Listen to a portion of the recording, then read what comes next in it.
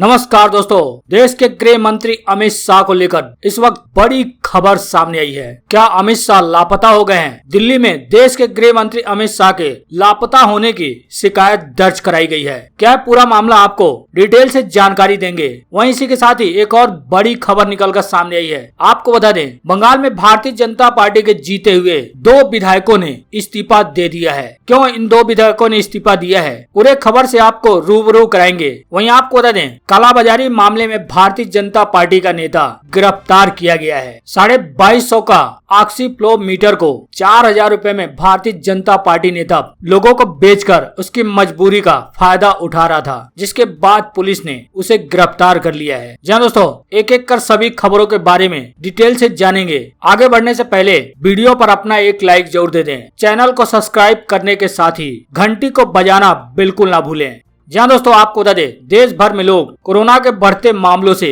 लगातार परेशान हैं। दवाई और ऑक्सीजन के अभाव में असमय ही लोग काल के गाल में समा जा रहे हैं। वहीं दूसरी ओर मुनाफाखोर इस आपदा के दौर में भी कालाबाजारी करने से बाज नहीं आ रहे हैं। अब मध्य प्रदेश के रतलाम पुलिस को चिकित्सा उपकरणों की कालाबाजारी मामले में एक बड़ी सफलता मिली है। माणक चौक पुलिस ने दवा व्यवसायी और भारतीय जनता पार्टी नेता राजेश माहेश्वरी को 2250 रुपए का ऑक्सी फ्लो मीटर 4000 रुपए में बेचते हुए रंगे हाथों गिरफ्तार किया है। साथ ही पुलिस ने भारतीय जनता पार्टी के नेता की दुकान को सील भी कर दिया है। मामले में धोखाधड़ी सहित आपदा प्रबंधन एवं आवश्यक वस्तु अधिनियम की धाराओं में भाजपा नेता पर केस दर्ज किया गया है। वहीं आपको बता दें, देश के गृह मंत्री अमित शाह के लापता होने की दिल्ली पुलिस में शिकायत दर्ज कराई गई है। जी आपको बता दें, कोरोना वायरस महामारी के समय में national student union of India यानी NSUI ने बुधवार को दिल्ली पुलिस में देश के गृह मंत्री अमित शाह के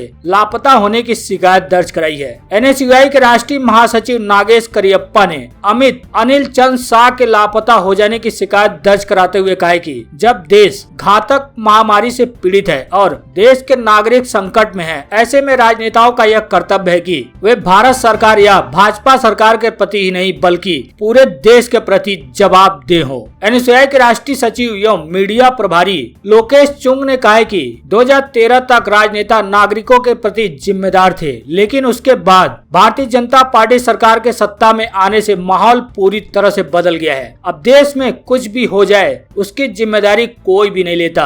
आज भी कोरोना काल में देश के शीर्ष 2 जिम्मेदार नेता गायब हैं। उन्होंने कहा कि जब देश के लोगों को अपने चुने हुए प्रतिनिधियों की जरूरत होती है तब वो लोग गायब हो जाते हैं। नागेश करियप्पा ने अमित शाह से पूछा है कि आप देश के गृह मंत्री हैं या केवल भारतीय जनता पार्टी के नेता हैं। उन्होंने कहा कि हम कोरोना काल में लोगों को हो रही परेशानियों को समझते हैं तथा वर्तमान सरकार और उसके शीर्ष नेताओं के गायब होने पर NSUI ने एक मिसिंग कंप्लेंट दर्ज कराई है। उन्होंने कहा कि हम उम्मीद करते हैं कि देश के गृह मंत्री जल्द ही ढूंढ लिए जाएंगे, जिसके बाद वह अपने कर्तव्य का निर्वहन करेंगे। NSUI ने मिसिंग कंप्लेंट की कॉपी भी साझा की है, जिसमें आप देख सकते हैं लिखा गया missing person registration number 1533, date and time of reporting 12/5/2021 लगभग 2 बजे। Complaint name Nagesh Kariyappa, missing person name Amit Anil Chandra Shah. साथ में लिखा गया है कि NSUI ने देश के गृह मंत्री के लापता होने पर दिल्ली पुलिस के पास गुमशुदगी की रिपोर्ट दर्ज कराई है। वहीं आपको बता दें, भारतीय जनता पार्टी के 2 विधायकों ने पार्टी से इस्तीफा दे दिया है। जी आपको बता दें, पश्चिम बंगाल विधानसभा चुनाव में भारतीय जनता पार्टी ने 77 सीटों पर जीत दर्ज की थी, जबकि तृणमूल कांग्रेस ने 213 सीटों पर जीत दर्ज की। लेकिन अब भारतीय जनता पार्टी के नवनिर्वाचित 2 विधायकों ने विधायकी से इस्तीफा दे दिया, जिसके बाद भाजपा के पास बंगाल में सिर्फ 75 विधायक ही बचे हैं। हालांकि आपको बता दें, ये दोनों सांसद हैं। ये विधानसभा चुनाव जीते और विधायक बने, लेकिन इनका सांसद बने रहना पार्टी को ज्यादा फायदेमंद नहीं लग रहा है। कूच बिहार के सांसद नीतीश प्रमाणिक जिले के दिनहाटा से विधायक चुने गए थे। इसी तरह राणाघाट के बीजेपी सांसद जगन्नाथ सरकार नदिया जिले के शांतिपुर से जीतकर विधायक बने, लेकिन दोनों ने बुधवार को विधानसभा अध्यक्ष विमान बनर्जी को अपना इस्तीफा सौंप दिया। एक विधायक ने कहा कि हमने पार्टी के फैसले का पालन किया है। पार्टी ने फैसला किया है कि हमें अपनी विधानसभा सीटों से इस्तीफा दे देना चाहिए। हालांकि अब इस इस्तीफे पर तृणमूल कांग्रेस ने तंज कसा है। तृणमूल सांसद डेरेक ओ ब्रायन ने कहा कि भारतीय जनता पार्टी ने बंगाल चुनाव में 4 लोकसभा सांसद और 1 राज्यसभा सांसद को मैदान में उतारा था। उनमें से 3 चुनाव हार गए और 2 जीते। इन 2 विजयी विधायकों ने आज इस्तीफा भी दे दिया। दुनिया की सबसे बड़ी पार्टी के चुनाव में शून्य हासिल करने का विश्व रिकॉर्ड बनाया है। तब इस हिसाब से अब भारतीय जनता पार्टी के पास बंगाल में केवल 75 विधायकों की संख्या बल रह गई, यानी कि अब 4 विधानसभा सीटों पर उपचुनाव होंगे। हालांकि उपचुनाव कब होंगे इस बात की जानकारी या इस बात की अब तक घोषणा नहीं हुई है। वहीं आपको बता दें, बंगाल के राज्यपाल और बंगाल के मुख्यमंत्री के बीच टकराव शुरू हो गया है। राज्यपाल के हिंसा प्रभावित कूच बिहार जाने के ऐलान से ममता बनर्जी राज्यपाल पर भड़क गई हैं। जहां आपको बता दें, पश्चिम बंगाल के राज्यपाल जगदीप धनखड़ और राज्य सरकार के बीच एक बार फिर टकराव देखने को मिला है। राज्यपाल जगदीप धनखड़ ने चुनाव के दौरान और इसके बाद हिंसाग्रस्त कूच बिहार जाने का ऐलान किया तो ममता सरकार को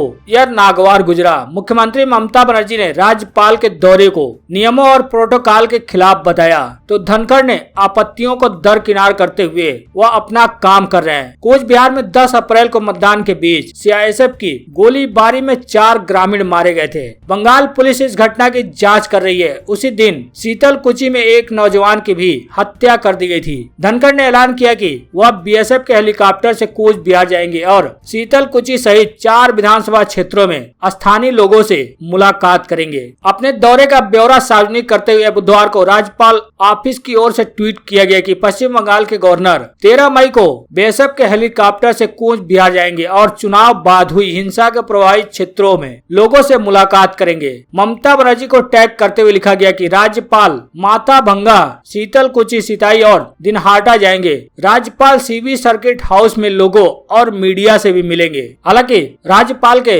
इस ऐलान के बाद ममता बनर्जी ने धनखड़ को लेटर लिखा और नियमों प्रावधानों का हवाला देते हुए उनके दौरे पर आपत्ति जताई। ममता ने लिखा कि मुझे सोशल मीडिया से पता चला कि आप 13 मई को कूच बिहार जा रहे हैं। दुखद, मैं इसे कई दशकों में विकसित और लंबे समय से चले आ रहे मानदंडों का उल्लंघन पाती हूं। इसलिए मैं उम्मीद करती हूं कि आप प्रोटोकॉल का पालन करेंगे जैसा कि ऊपर कहा गया है और क्षेत्र के दौरे के संबंध में अचानक लिए गए फैसले से बचेंगे। साथ ही ममता बनर्जी ने पश्चिम बंगाल के गृह मंत्रालय की ओर से 1990 में बनाए गए प्रोटोकॉल्स का हवाला दिया। मुख्यमंत्री ने राज्य सरकार के गृह विभाग के प्रोटोकॉल नियमावली का संदर्भ दिया जिसमें उसके अनुसार राज्यपाल के दौरे को सरकार से आदेश लेने के बाद राज्यपाल के सचिव द्वारा अंतिम रूप दिया जाता है। वहीं आपको बता दें, ममता बनर्जी ने मोदी सरकार को चिट्ठी लिखा है। जहां आपको बता दें, पूरे देश सहित पश्चिम बंगाल में भी कोरोना वायरस तेजी से बढ़ रहा है। इसके मामले लगातार बढ़ते जा रहे हैं। वहीं वैक्सीनेशन प्रोग्राम में लगातार तेजी दिखाई जा रही है। इन सबके बीच पश्चिम बंगाल की मुख्यमंत्री ममता बनर्जी ने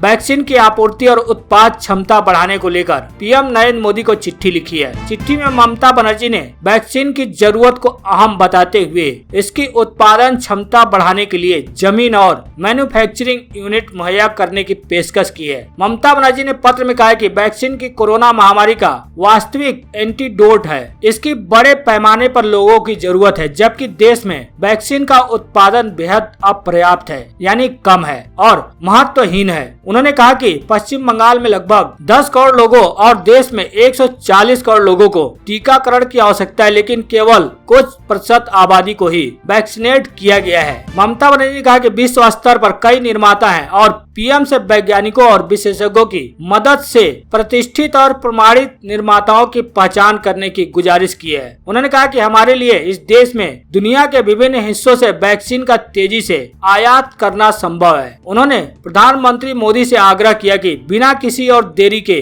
इसके लिए कोशिश शुरू करनी चाहिए। साथ ही ममता बनर्जी ने कहा कि पश्चिम बंगाल में वैक्सीन निर्माण के लिए जमीन और समर्थन की भी ममता बनर्जी ने इच्छा जताई। उन्होंने कहा कि अगर हम विश्व के वैक्सीन उत्पादक कंपनियों को अपने देश में निर्माण के लिए प्रोत्साहित कर सकते हैं तो इस पर विचार किया जा सकता है। यहाँ तक कि देश की वैक्सीन उत्पादन कंपनियों को भी वैक्सीन के थोक उत्पादन के लिए फ्रेंचाइजी मोड में जाने के लिए प्रेरित किया जा सकता है। हम पश्चिम बंगाल में प्रमाणिक वैक्सीन निर्माण के लिए किसी भी निर्माण फ्रेंचाइजी ऑपरेशन के लिए जमीन और समर्थन प्रदान करने के लिए पूरी तरह से तैयार है। हालांकि ममता बनर्जी के इस पत्र पर अब तक मोदी सरकार की तरफ से कोई जवाब सामने नहीं आया है। अब देखना यह बड़ी बात है कि मोदी सरकार की तरफ से ममता बनर्जी के इस पत्र पर क्या जवाब आता है। क्या ममता बनर्जी की वैक्सीन उत्पादन के लिए जो जमीन देने के लिए ममता बनर्जी तैयार है, क्या उस पर मोदी सरकार सहमति जताती है।